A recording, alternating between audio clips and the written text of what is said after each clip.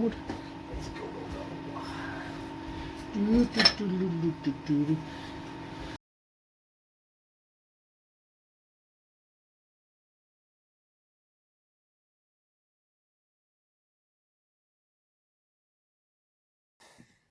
This is the oak bowl that was turned as a project a few months ago.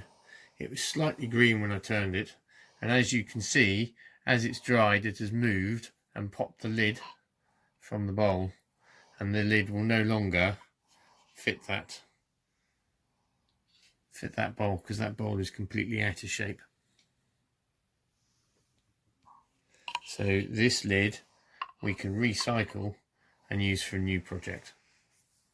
So there's two ways of putting this round. We could hold it between centres using the drive centre and the ring centre in the tailstock. My drive centre is here, so we can hold it like that. We can knock it round and then put a tenon on one end, or we can put a faceplate on here and then turn a tenon and go from there. Personally, I find it easier to use a faceplate. The faceplate is using 25mm screws, and I'm using 25mm screws on the faceplate, and we are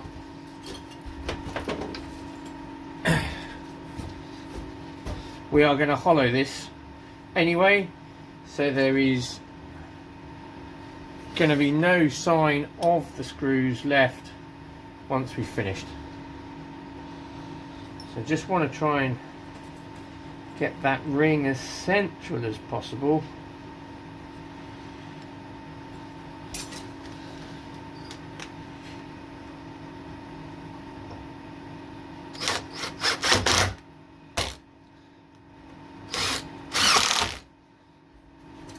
We'll make this round, put a tenon on the bottom, shape the outside, and then we'll go from there. So we just turn the speed down to start. We can probably we'll use the big tool rest just to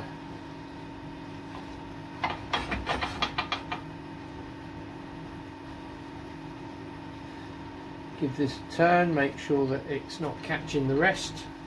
There we go. Speed all the way down, turn it on.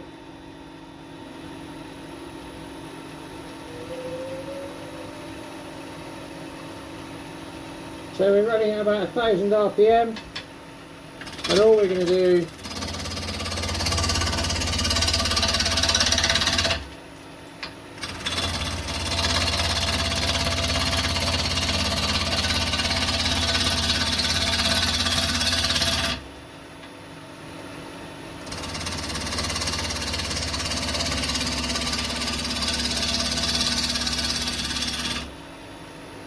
go back the other way.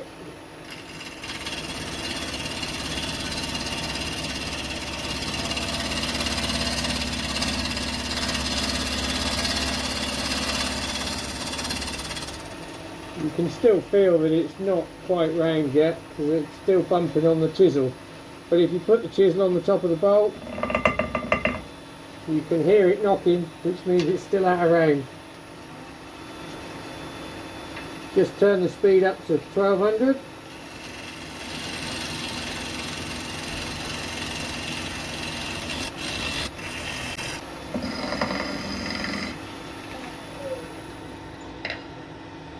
Still a little bit there.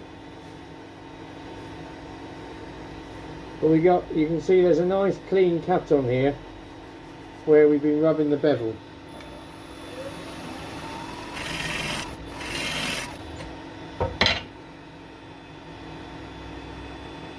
There we go. Nice all the way around.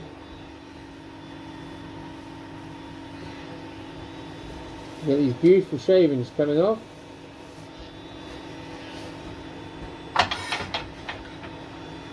Just face up the base. So we'll face this up now.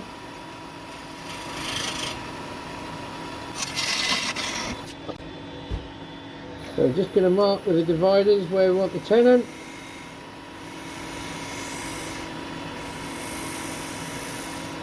You'll note that I'm only putting this end of the dividers into the timber. So you put that end of the divider into the timber, you make your mark, and then you look to see whether this end lines up.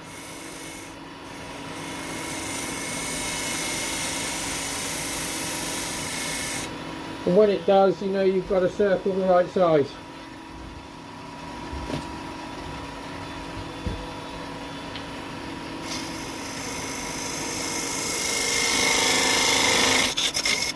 We just want a flat registration mark here for the jaws to bite into.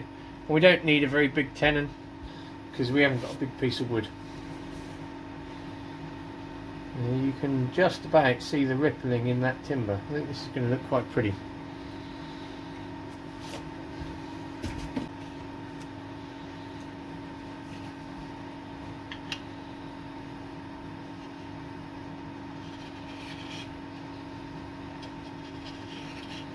So this lid has remained stable and is still round. So we know that this is the diameter that we want that's where we want to put the lid on the top. Again, you only want to use the tip of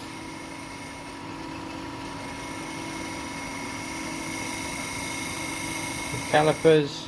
So we know that this is where the inside's going to be, inside lid, a little bit of outside, so we can put some curve on the outside of here, and then that'll curve down to remove the tenon when we've finished.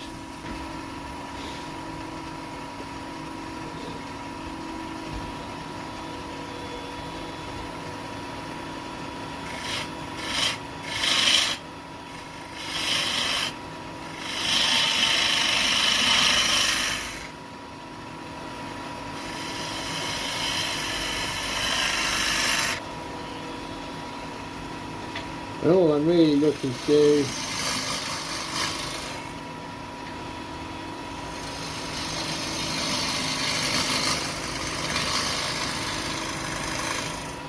is to make a nice gentle barrel shape.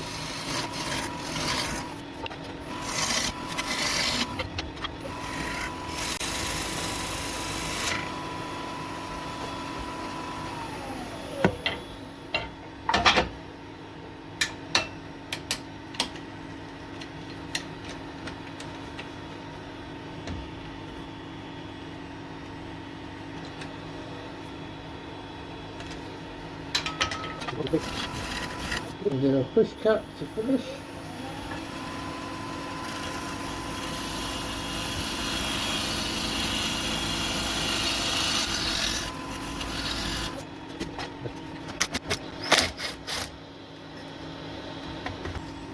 I've done a lot of bowl turning recently, bowls and pots, so I promise the next one we do will be a spindle project. There we go.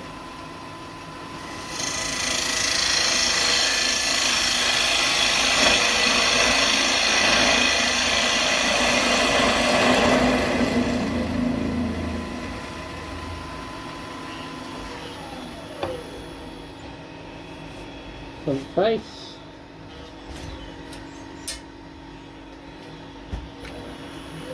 make this just a millimetre or so bigger.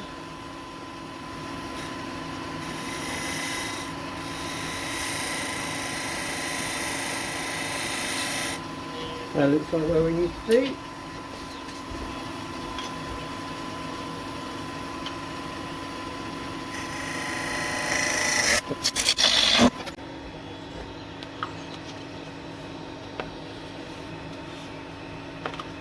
That's good, I think.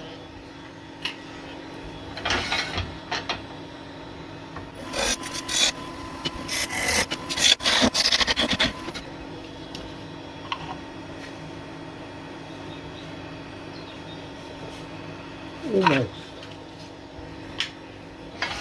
the merest of slivers.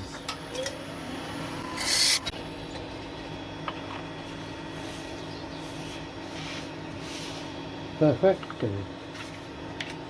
Right, before I go any further and honour anything else, I want to finish the outside. So it is just literally a tool finish at the moment, but I want to pick out this rippling effect because I think that looks really pretty. You can apply this with a brush if you're inclined, or you can apply it with a cloth. All we're looking to do is work that stain, and then it is literally a case of apply the stain, sand it off. So apologies for the noise.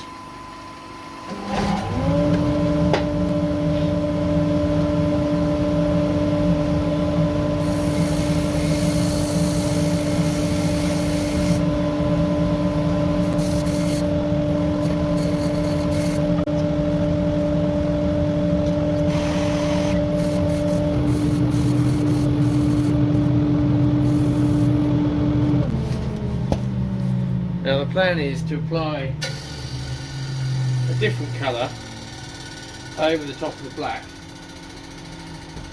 That should highlight it.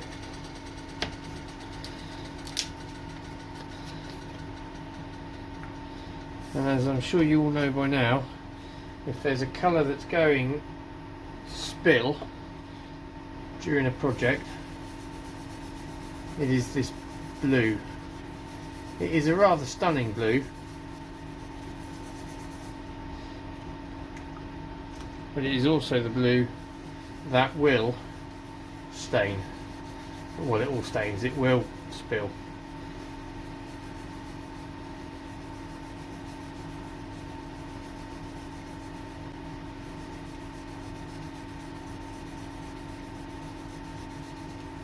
The beauty is it doesn't go very deep. If at the end of this it looks awful, we'll just cut it away and start again.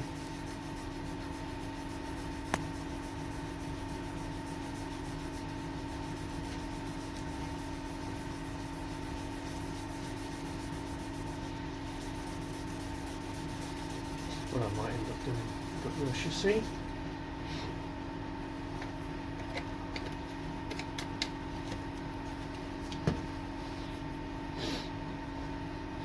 There you see, already I've got stain over the lathe bed.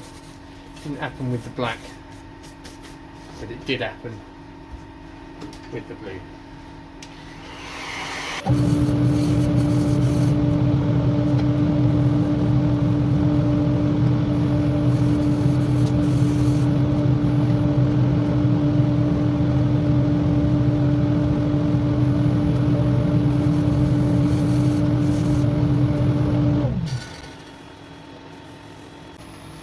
Okay, so that's taking it down to 320. We'll sand at 400.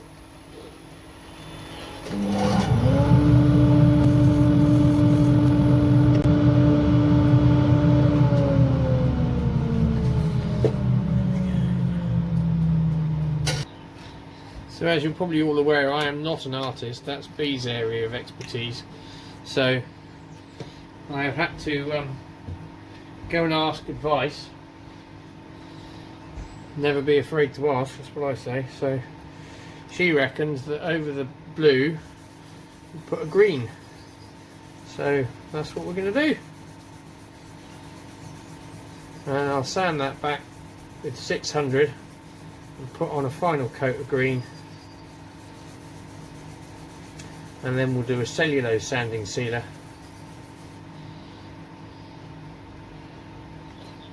Hollow the inside, fit the lid. Take the tenon off the bottom.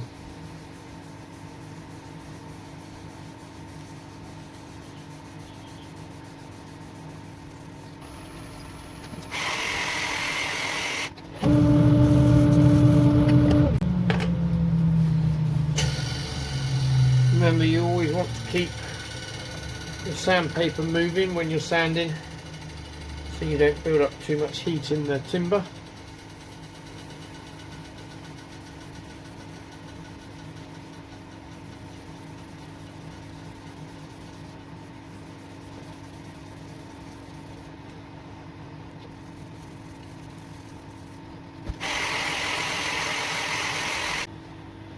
Right, so that's all the sanding done.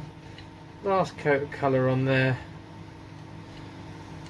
Just let that dry. I'll give it a quick denib with the knife web, and then we'll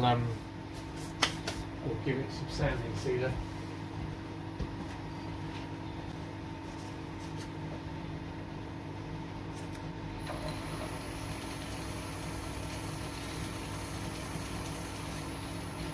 Right, denibbed. It's always worth just protecting your lathe bed. The chuck's covered anyway, so I'll give the chuck a clean at some point.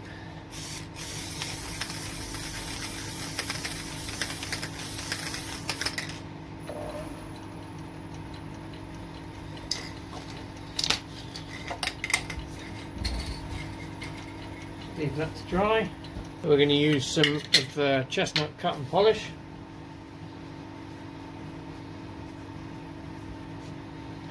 So this will just help denib the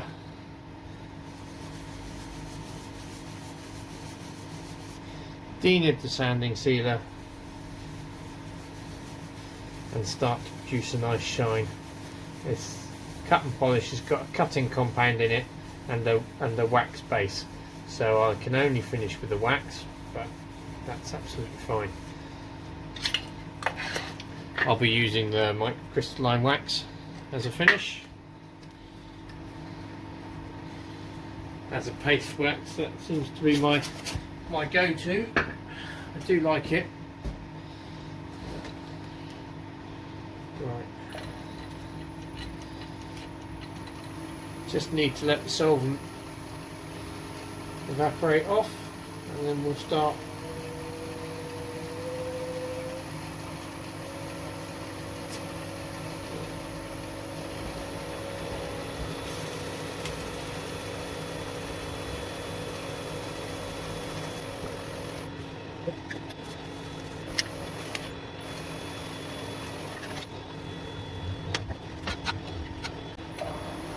So the microcrystalline takes 10 to 15 minutes to dry before you can buff it.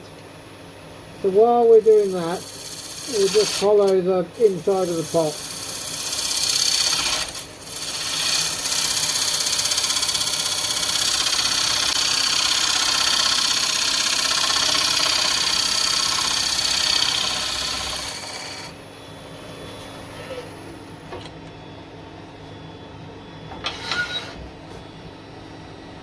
And I want the face of the pot to be nice and clean.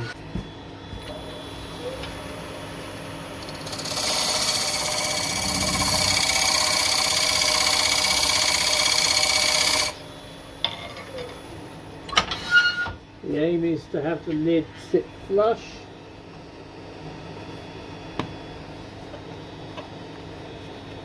Not quite there.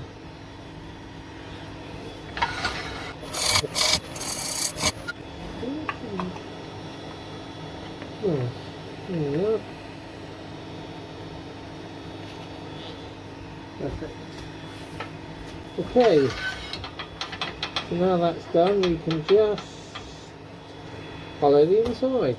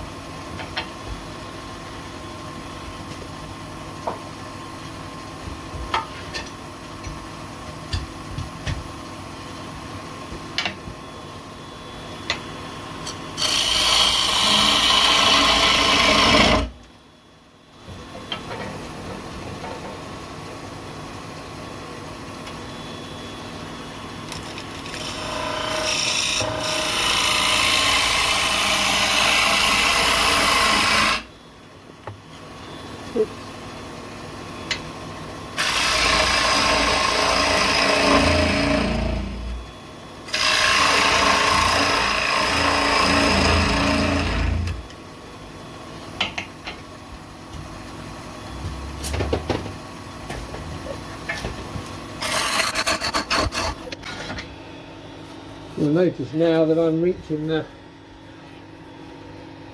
maximum capacity of the tool.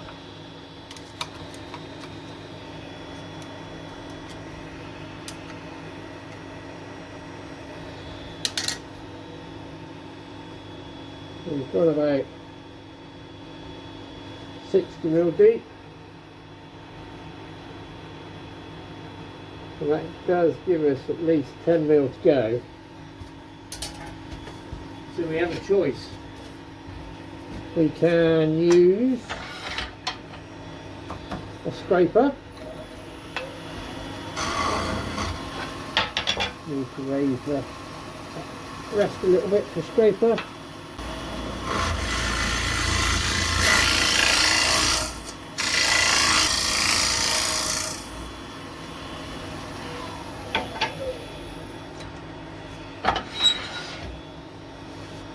Does cause a bit of tear out, and we'll probably find that we've still got a little way to go. So we've still got 10mm in the bottom. What we'll do, we'll give this scraper a quick sharpen. I'll be back in a second. What we're doing is putting the tool is going to go into the base. It's going to go up the side here and just clean that out, and then we might just have to use the gauge at the top just to clean that bit, but we'll probably use the tool here, use the gauge at the top to clean here, and then we'll clean the base.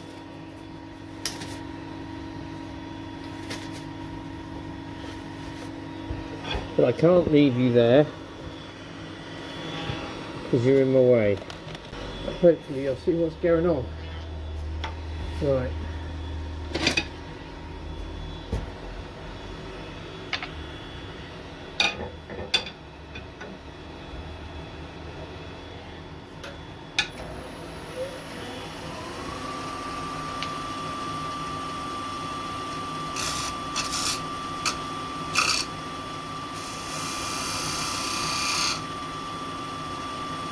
So we need to create a register on this lip.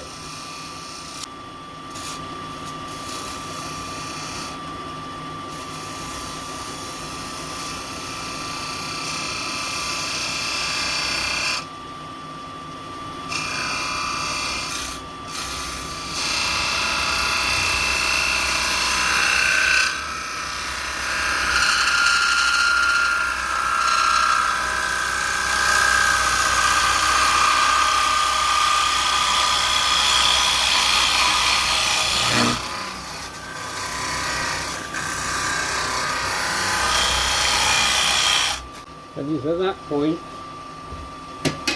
that the overhang from the gauge is getting too long. So just clean that out. There's my brush.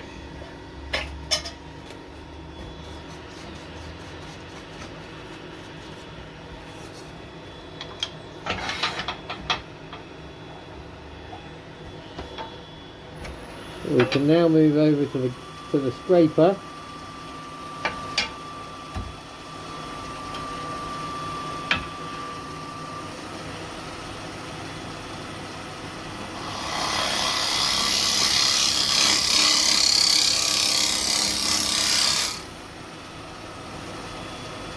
And you see these are shavings, so it's actually cutting. Although it's called a scraper, it is actually cutting and creating shavings.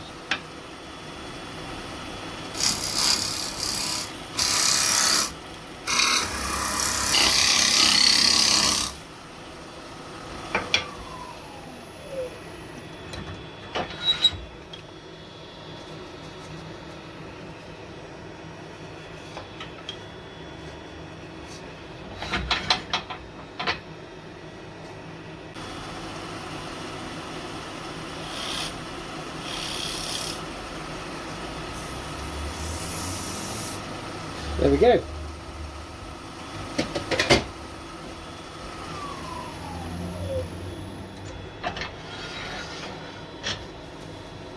So these are shavings that are coming off, not a dust. I know some people knock scrapers, but basically carbides are scrapers.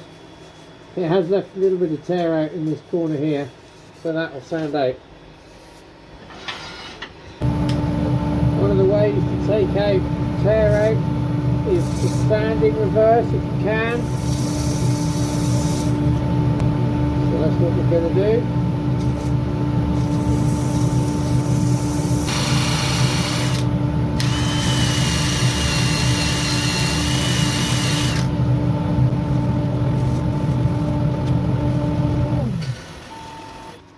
Right, just give that a clean out of the inside.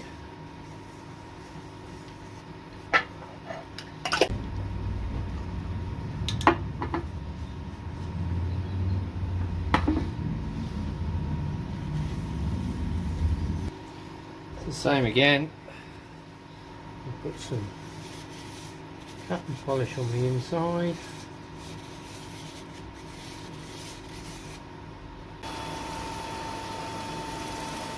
There we go.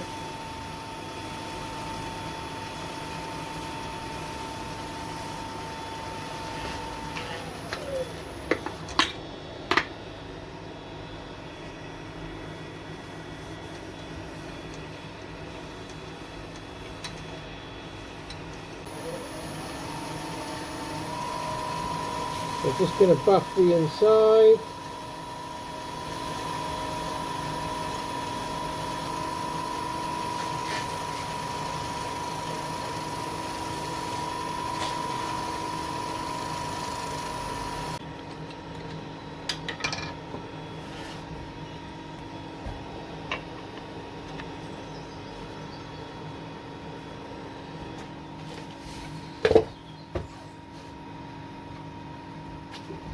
There we go.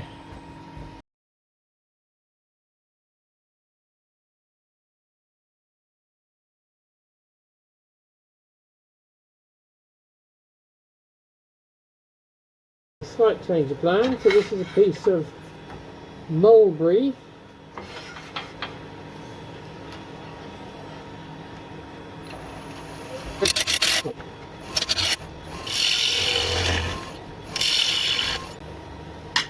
Now I know how wide the lid needs to be, because this repurposed piece lid fitted perfectly. So that's what we're going to use as our marker.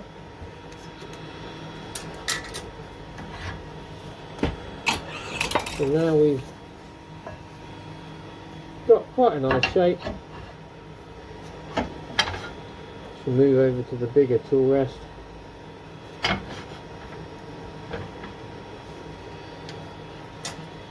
There we go. Let's see whether we can just mark a circle on here.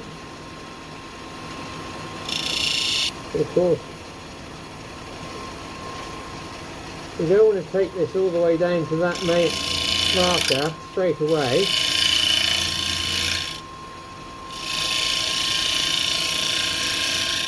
Just in case it's wrong.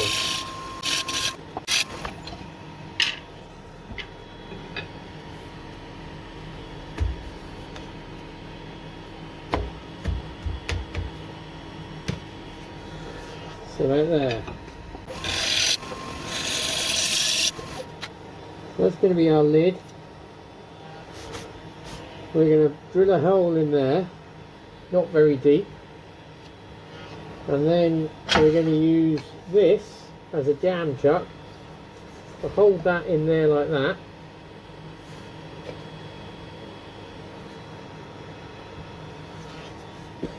So that we can take the underside off.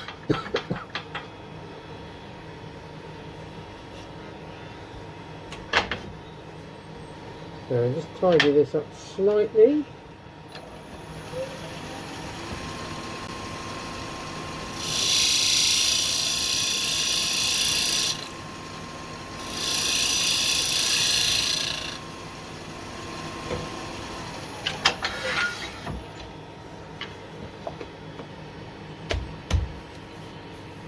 Fits perfectly. So let's give that a quick sand.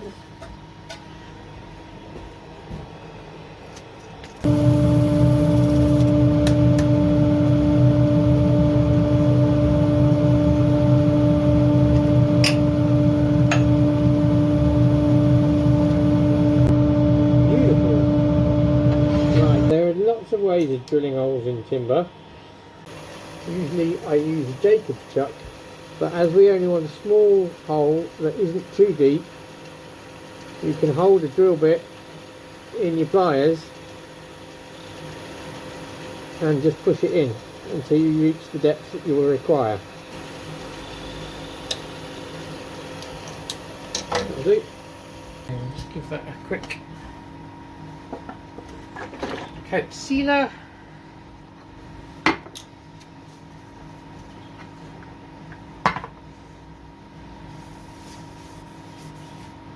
That sanding sealer really makes the colour lift.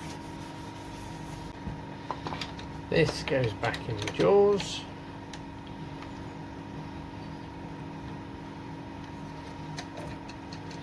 Make sure it's still running true. That goes in there.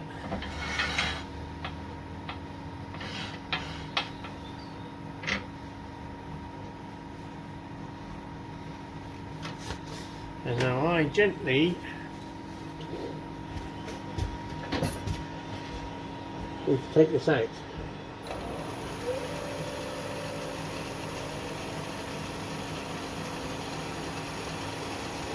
So this is not about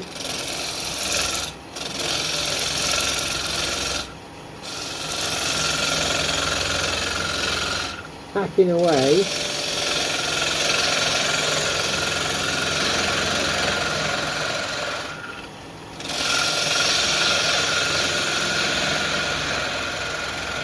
This is about taking nice light cuts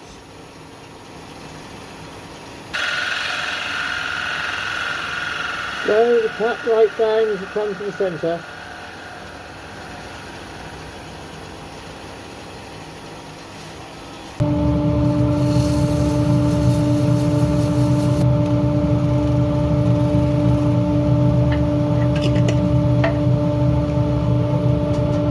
A bit of sanding sealer.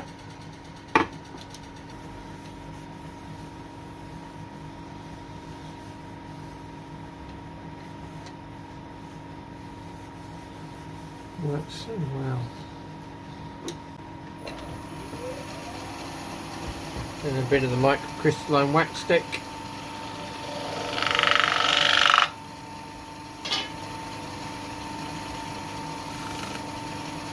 That's the underside finished.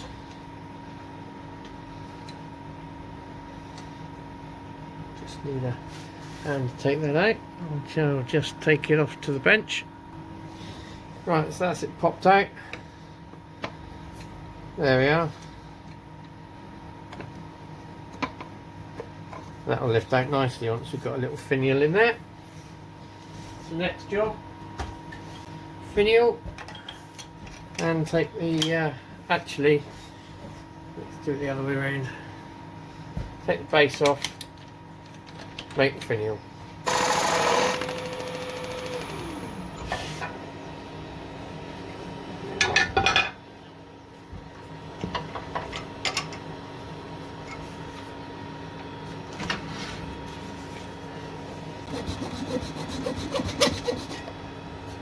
There we go.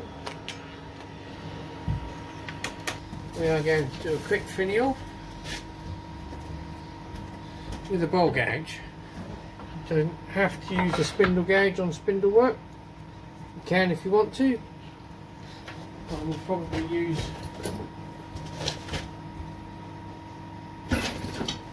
find this is too short now. I will probably use my spindle gauges as well. Let's see how we get on.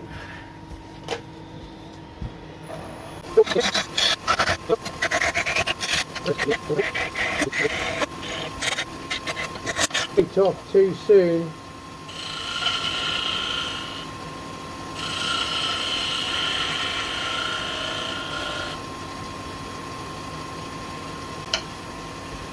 I know some people need to put their glasses on to turn. I've got to take mine off.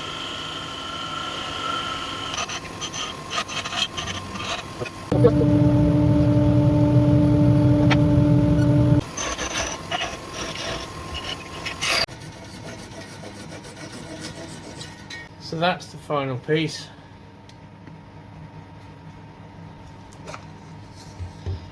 Just glue the lid in, glue the finial into the lid.